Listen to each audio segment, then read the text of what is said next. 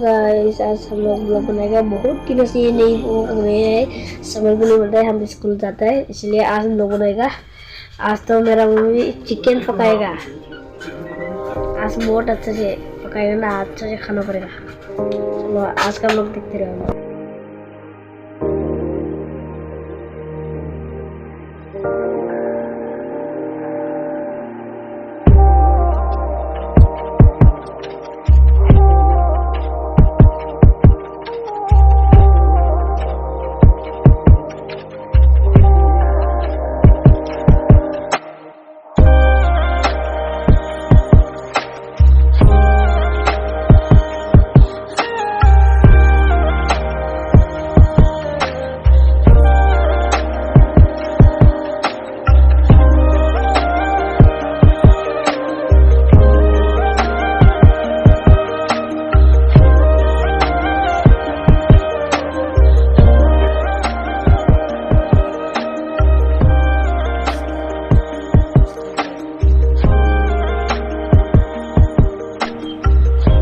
Dayang ruखांबाय नै बिराद गोबाव रुनानै लाबाय ओमफ्राय बेखौ दा बोखांनोसै आरो ना बोखांनानै दसे बोखांनानै दोनसै आरो दै सरनायनि।